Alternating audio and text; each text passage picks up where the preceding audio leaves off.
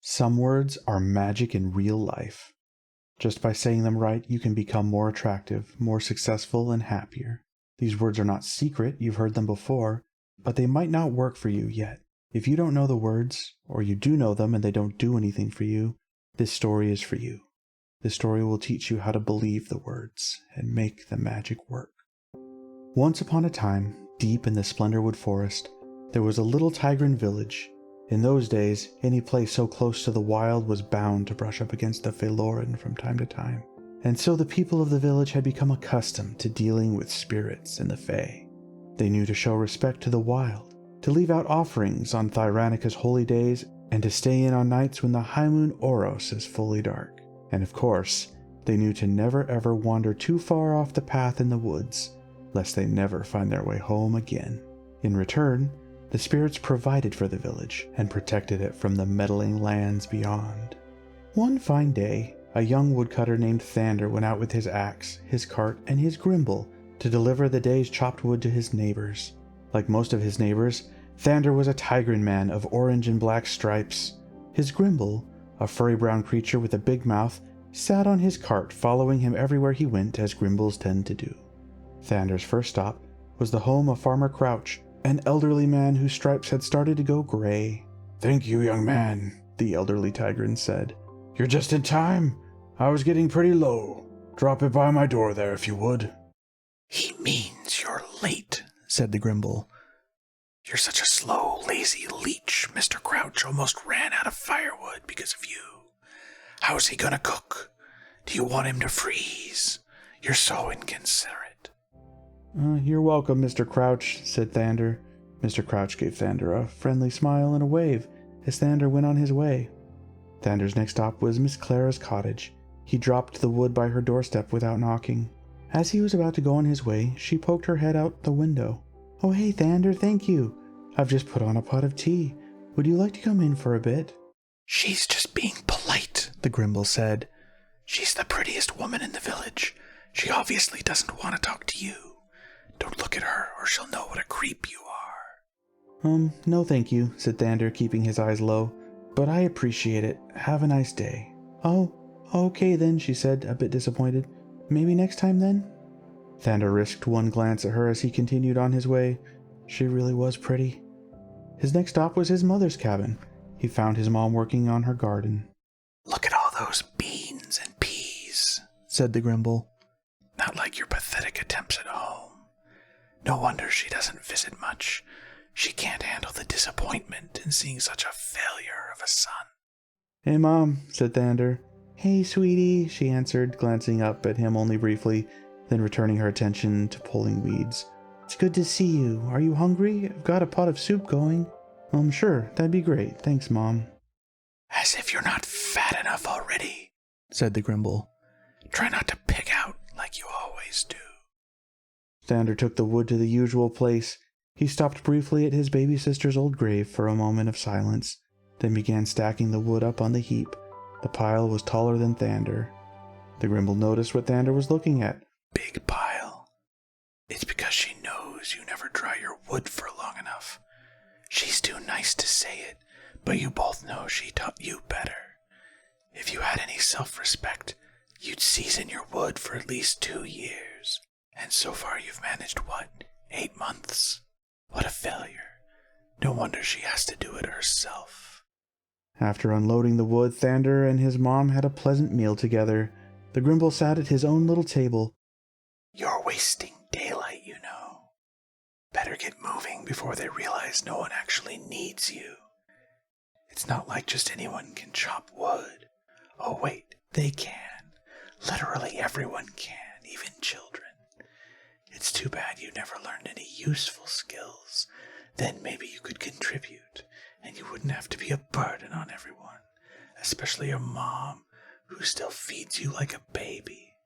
She'd probably die of disappointment, except she's so used to it by now." The Grimble continued like that for the entire meal, not even pausing to take a breath. When the meal was finished, Thander bid his mother farewell and set out again. His cart was getting low, but he had one more delivery he wanted to make before heading back for another load. It was the delivery he always looked forward to the most. After a short walk, he came upon old carpenter Guther's home. Mr. Guther was different from Thander's other neighbors. For one, he was a white tigrin, the only one Thander had ever seen. For another, he had been so kind to Thander, and to everyone really. He seemed to always know the right thing to say to make someone feel welcome. Even the Grimble had little to say around Mr. Guther, but most of all Thander loved how his home was filled with wonderful things, beautiful carvings and furniture. Mr. Guther had a skill with wood Thander could only dream of. As Thander approached, Mr. Guther came out to greet him, as if he knew he was coming.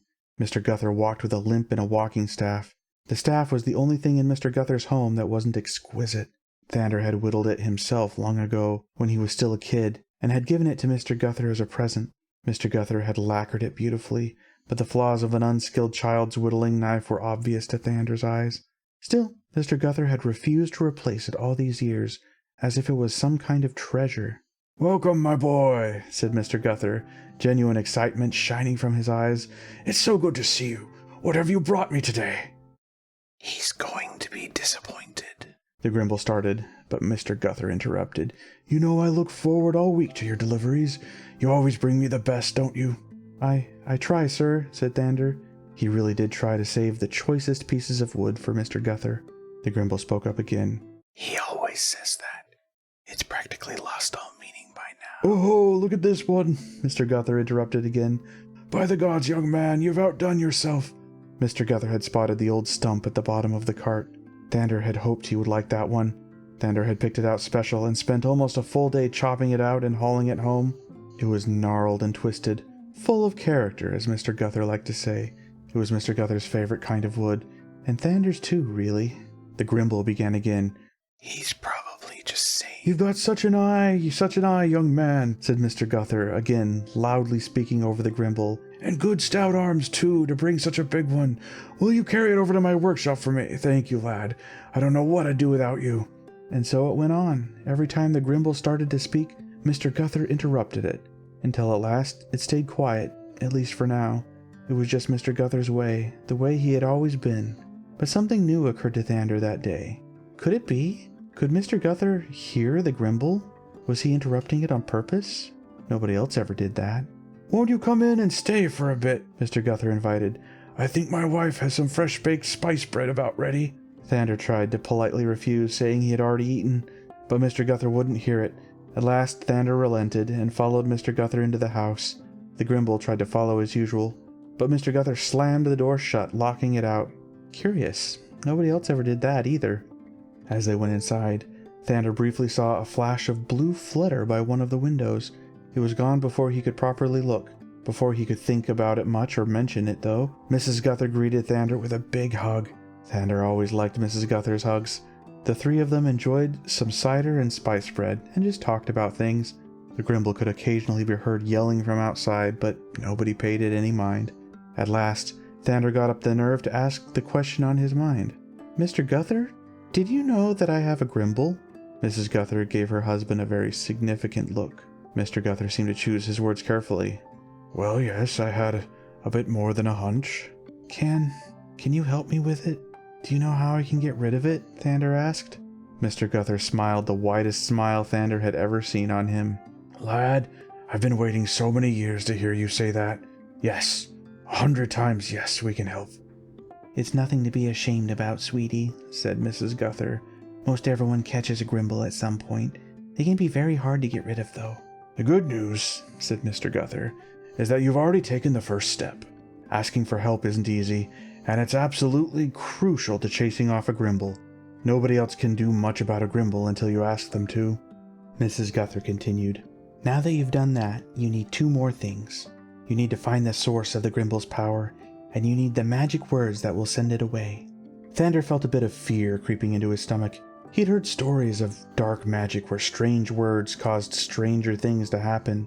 He'd never seen it, though, and certainly never thought he'd have to use magic like that himself.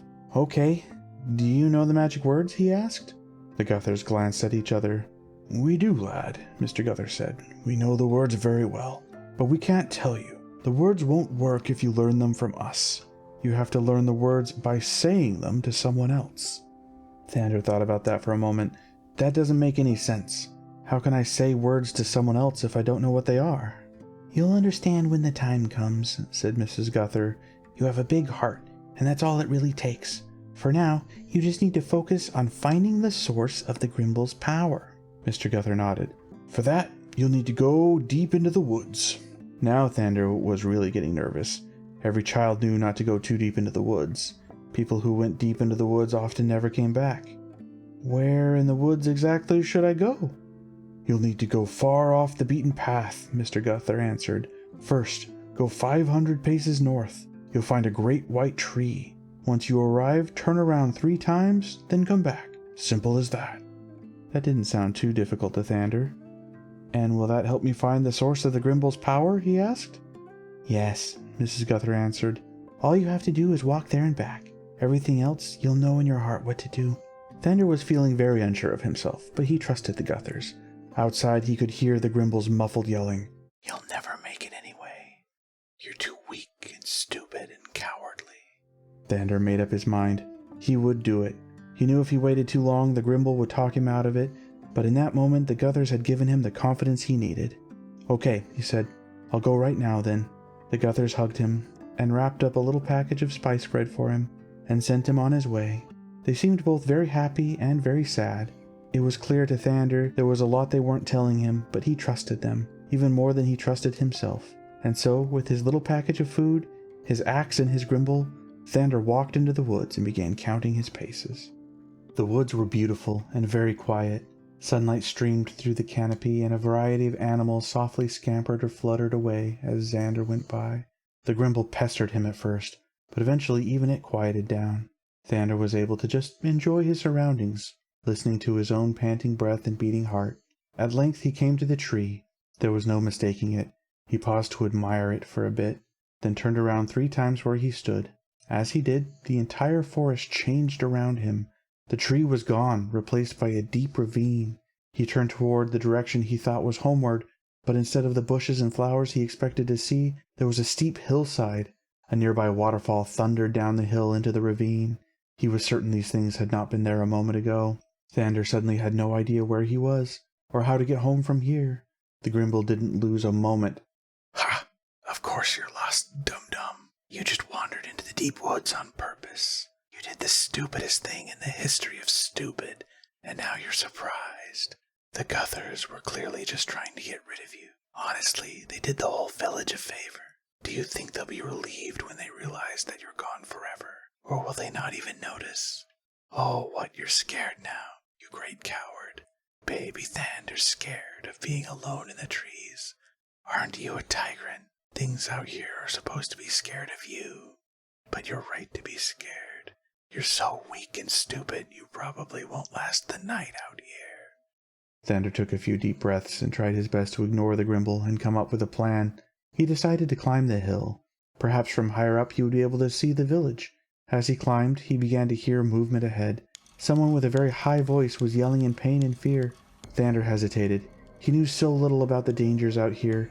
Whatever it was would probably get Thander too if he approached. But he couldn't ignore the distress in those yells. Thander charged forward until he burst into the clearing. There, he found a little blue fairy being attacked by equally little white demon fae. The rat-sized pale monsters had big mouths full of teeth. The fairy was hurt, missing one of its wings. It was unable to fly and surrounded. Thander tried to unleash a roar at the tiny monsters, but it came out as more of a hiss and a gurgle. Even so, he got their attention. Half the little white vermin continued to attack the fairy. The other came at Thander with unnerving speed. Several of them bit into his feet or ankles. Their teeth were tiny but so sharp. Wherever they bit him, a little row of white teeth marks were left visible in his skin and fur. Without time for thought, Thander began stomping on the creatures. Each one made a sickening crunch under his feet, leaving behind a smear of white goop. Then all at once the little monsters began to scatter.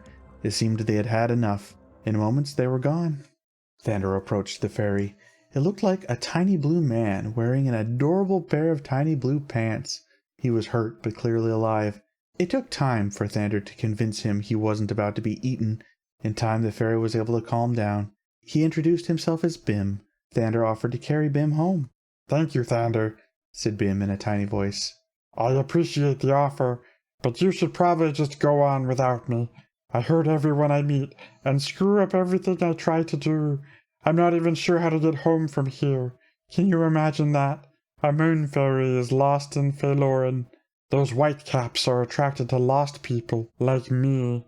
You'll be better off without me slowing you down. There was something familiar about the way Bim spoke. Thander couldn't quite say what, though. But Thander knew he couldn't leave this fellow alone and hurt like this. Well, I'm lost too, said Thander. I turned around and found myself here. I've never been to Failoren before, and you clearly know more about these woods than I do. Well, let's be lost together. After a bit of convincing, Bim accepted Thander's offer. Yeah, you have to be careful whenever you turn around on the Failoren border, said Bim. Turning to the left takes you deeper into Failoren, while turning to the right takes you out. If you want to go back to somewhere you've been, always make sure to turn to the right. See, said Thander. You're not a screw-up, Bim. You're already helping. I bet you could help me find my way home, too, if you tried. Bim was clearly unsure of himself. Whenever Bim paused to think, Thander thought he could hear a voice on the wind. He couldn't tell what it was saying, but it seemed like a familiar voice. Thander couldn't remember where he had heard it before. At length, Bim agreed to help Thander find his way home. I've seen the Tigrin village before, said Bim. I think I could find the way again. But I warn you again, I'll screw it up somehow, I always do. I promise you're not as bad a screw-up as I am, said Thander. And together they set off, Bim riding atop Thander's head. They traveled like that for a few hours. Thander shared his spice bread with Bim, much to Bim's delight. As time passed, Thander was worried it would get dark soon, but the sun didn't seem to be following its usual path in the sky. Every time they came to a clearing, the sky showed a different time of day. Sometimes it was a sunset, sometimes it was high noon, sometimes it was a starry night. As they traveled, Bim seemed to get more confident. Yes, I've been here before for sure. I think this is the way, he said. At length they came upon a path Thander recognized. It was an old path connecting the village with the old mill. He was almost home. He was no closer to getting rid of his Grimble, but at least he wouldn't die in the woods. You've done it, Bim. Thank you so much. Thander broke into a run, eager to be back in his own cottage with his own things safe again. He passed Farmer Crouch's home and saw Mr. Crouch out working in his fields. Thander gave him a wave and got a hesitant wave back. Finally, Thander came to his own home, with his woodpile and his cottage. But there was no woodpile, no cottage, not even a clearing. Trees grew where his house had been, as if it had never been built. Something wrong? Asked Bim. I've screwed up again, haven't I? I don't know, said Thander after a pause. Something strange is happening. I know who to ask about it, though. And with that, he set off for the Guther's house. There he found the same thing. There was no house, and no sign of the Guthers at all. Just an empty field near a babbling brook. Thander was starting to panic a little. Was everyone he cared about gone? He broke into a run toward his mother's house. To his relief, her house was where it had always been. But the gardens were different. Smaller. Just a modest little vegetable garden, where there were once acres of flowers and foods growing. Thander felt so unsure of himself again. He was afraid of what he would find if he approached, so he just stayed back in the trees and shadows to gather his thoughts. While he did, a little Tigrin boy came into view.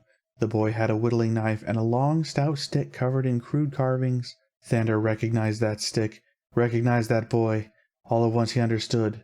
That boy was him, Woodcutter Thander, when he was still a boy. Somehow Thander was in the past. That's why his house and the Guther's house weren't there. They hadn't been built yet. Thander remembered this day. He watched both with his eyes and with his memory as a moment from his childhood played out. Thander's mother came into view. She was carrying a bucket of water in one arm, and Thander's baby sister in another. She seemed haggard and tired. "Mom, look! It's finally finished! Look what I made!"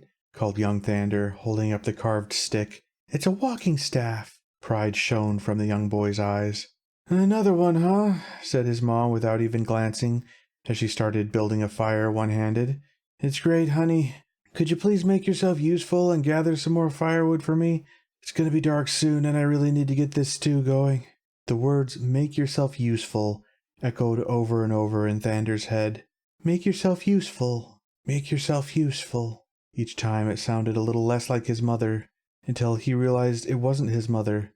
It was the Grimble, standing next to him, whispering in his ear. Make yourself useful. Make yourself useful. But you didn't make yourself useful enough, did you? The Grimble hissed. You could have been a lot more useful. Maybe if you had, you'd be worth looking at. Maybe you'd be worth the time of day of your own mother. Maybe if you'd been more useful, your sister wouldn't have died. Your mother blames you, you know, and she should. It was all your fault, wasting time carving sticks when you could have been making yourself useful. Oh, said Bim. You have a Grimble? Yeah, me too. It dawned on Thander. That's why the voice on the wind sounded so familiar. It was Bim's Grimble. I thought Grimbles were a kind of fae, Thander whispered. I didn't know other fae could catch them. Yeah, me neither, until I did it. It's probably what I'll be remembered for, if I'm remembered at all. The legendary Bungle Bim, the only fairy to have his own Grimble. Thander wanted to say something to disagree, but at that moment his young self returned with an armload of sticks. His mom, distracted by the baby, turned and spoke to young Thander, but as she did, the Grimble whispered her words verbatim into older Thander's ear, so all he could hear was the Grimble. Took you long enough, they said together. Put it over there. She gestured where the staff was leaning against the cottage. Will you please fetch another pail of water from the stream, honey? Maybe a little quicker this time. The boy nodded. As he dropped the armload of firewood sticks, he grabbed the staff and dropped it in the pile as well. His mom didn't notice. Wait, that's you, isn't it? Said Bim. Oh, farts, I took you to the past. No wonder you're upset. Bungle Bim strikes again. Oh, Shart, are you okay? You look upset. Of course I'm okay, said Thander, backing away from the scene so they could talk more openly. This happened years ago. It was just a stick. There's a whole forest of sticks. She was busy. Why should one little stick matter? The two were silent for a moment. I thought it was a pretty good carving job. The Grimble didn't hesitate. Oh, now the bullshit comes. This fairy doesn't know you, and now you know for sure he's a liar. Your carving was objectively bad, you know this. He's just trying to make you feel better because he pities you. That's not true, said Bim, but then fell silent. Faintly, Thander could hear Bim's Grimble speaking on the wind. Bungled it again, haven't you? No surprises there. Someone would have to be pretty stupid to think you wouldn't. Look on the bright side. Soon he'll abandon you as well, and there won't be anyone left for you to hurt. We should leave, said Thander, trying his best to interrupt. There's nothing for us here. Yeah, sorry, said Bim. I warned you. Sorry I couldn't find the path you needed. I'm such a screw-up. I don't think you're a screw-up, Bim, said Thander. You found the right place, just not the right time. Yeah, so close, said the whispers on the wind. Only 20 years off? You're such a failure. Thander hated that voice. When it was someone else's Grimble, the lies were so obvious. He tried again. In fact, I think you did just what I needed. I think I was supposed to come here. The Guthers told me I had to find the source of my Grimble's power, and I think I just did. The voice on the wind was relentless and so familiar. He's just lying to be nice because he can see how pathetic you are. Will you try again? Asked Thander. Help me find my village again, but in my time, I really think you can. I believe in you. Well, now you know he's a liar, because that's literally impossible, said Bim's Grimble. Bim sighed. Listen, I'm not exaggerating when I say you'll be better off without me. The truth is I've screwed up my whole life. My family gave me the nickname Bungle Bim for a reason. I don't think you're a screw-up, Bim, said Thander as sincerely as he could. He would if he knew you better, said Bim's Grimble. And he will. Let him get to know you, and he will. Then he'll abandon you like everyone else. I promise I won't abandon you, said Thander. Bim sighed again.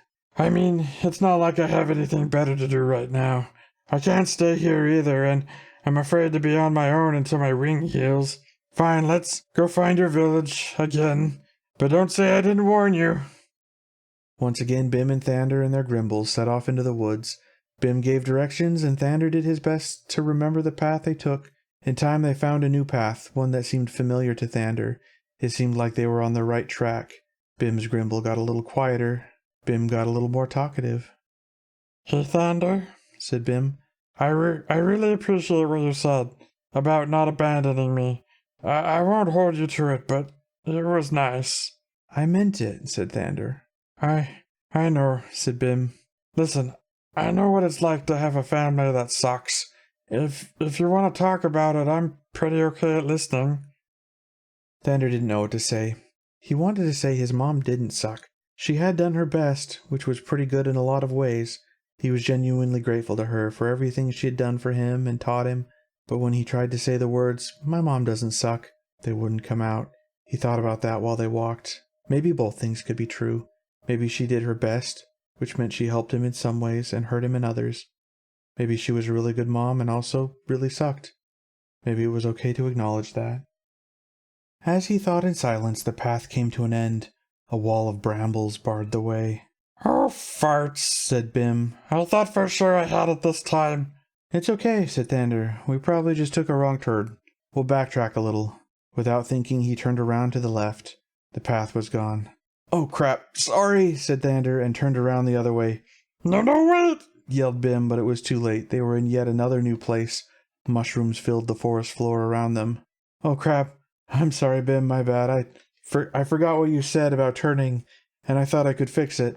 No, it's my fault, said Bim. I should have explained better. That's not how it works. Oh, farts, now we're super lost. The two spent some time looking around, hoping to see something of use, some clue of what to do next. Suddenly they heard movement in the undergrowth. With no further warning, a dozen whitecaps charged from the nearby trees and bushes. They seemed to appear out of nowhere. They weren't tiny either, like the ones Thander had stomped earlier. They were as big as Thander, some of them bigger. As they charged, Thander could see their huge mouths filled with so many white, razor-sharp teeth. Thander ran, as hard and as fast as he could. He was fast, but the whitecaps kept pace easily. Suddenly, he felt a searing pain in his foot. One of the whitecaps had clamped its huge maw on his foot, stabbing razor-sharp teeth clean through his flesh. The color drained from his entire leg. He fell, and Bim went flying. The whitecaps flung themselves in the direction the blue fairy flew. All at once, the tiger in Thander awakened. His panic turned to rage. He remembered the axe he had carried all this time. His vision went red. He roared. A proper tigrin roar. The whitecaps paused. Not even they could ignore that. Thander wasted no time. He plunged his axe into the whitecap, biting him. White goop sprayed from its head, and it went limp. Ignoring the pain, Thander jumped to his feet. With the strength of a woodcutter and the ferocity of a tiger, he massacred the whitecaps. As he fought, he saw Bim's body, dead on the ground. It only filled him with more rage. The whitecaps bit him again and again, draining more and more color from his fur, but he didn't slow. One after the other, the whitecaps fell to his axe. In time, they ceased fighting and began to flee, but Thander was not finished with them. He chased them, hunted them, killed and killed them, until he could find no more. Bleeding, grieving, Thander carefully turned to the right and followed the trail of death back to Bim's body. To his incredible relief, he was wrong before. Bim wasn't dead, but he was badly injured. He needed help quickly. Bungle Bim strikes again, Bim said weakly. I told you you'd be better off without me. You're bleeding, said Thander. You need help. You do too, said Bim. Just leave me here. I'm more lost than ever. I'll just attract more if you bring me with you. I'm worse than worthless. You don't want me around, nobody does. No, said Thander. I won't leave you. I will never give up on you. I do want you around, Bim. I want you around all the time. You're worthwhile to me, no matter what your Grimble says. Come on, we'll find my village again. They have medicine there. I don't know how, said Bim. Thander looked around. In the distance, rising just above the other trees, he saw something he recognized. It was the white tree. I do, he said, and began limping toward it. He knew the way home from there. As they traveled, Thander could hear Bim's Grimble. He finally knew what to do about that, too. Every time the Grimble began to speak, Thander interrupted it. He said the same things over and over. You're worthwhile to me. I want you around, and I'm never giving up on you. You're worthwhile to me. As he spoke, he realized he didn't need Bim to do anything to earn those words. It wasn't about what Bim could offer or do for Thander. The words were just true. Hours passed, and they finally arrived at the village again. It appeared to still be the village of the past, except a few hours later from when they had visited before. Thander went to his mother's home and knocked on the door. The door opened a crack, Hello? His mother said, clearly not recognizing him. Can I help you? Yes, said Thander. He looked down at his paws, now covered in perfectly white stripes. I'm a stranger here. My name is Mr. Guther. My friend and I are injured. Could you spare some bandages and medicine? Of course, she said, opening the door. Oh, you poor dear, come on in. Young Thander was there as well. Again Thander watched the scene, both with his eyes and his memory. His mother first treated Bim, then bound his wounds with care and skill. When she spread the antiseptic sap, old Thander, now Guther, grimaced in pain. Sorry, his mother said, I know it stings. He looked her in the eyes. I forgive you, he said, and meant it. Later, as he was resting by the fire, young Thander came to him. Hey, young man, said Guther, could you do something for me? The boy nodded. I've hurt my foot pretty bad. I'm going to need a walking staff for a while. Could you find one for me? The boy didn't need to be told twice. He ran out and grabbed the staff from the woodpile and handed it to Guther. What a wonderful staff, Mr. Guther said, touching it reverently. It's beautiful. To him, it really was. Faintly, he could hear the Grimble already talking to young Thander. He's just lying to be polite. He probably says stuff like that to everyone. He's just... I'm going to keep this forever, Mr. Guther interrupted the Grimble, looking Thander in the eye. You're a good young man. Your mom's lucky to have you around, and so am I. The Grimble kept trying. What a weirdo. Why is he saying all that stuff? He doesn't know you. He doesn't. But Mr. Guther just interrupted it again and again. He said the words over and over, day after day, and meant them every time. He had learned that he didn't have to earn the words. They were just true. They always had been. The words changed a bit every time, but also they were the same.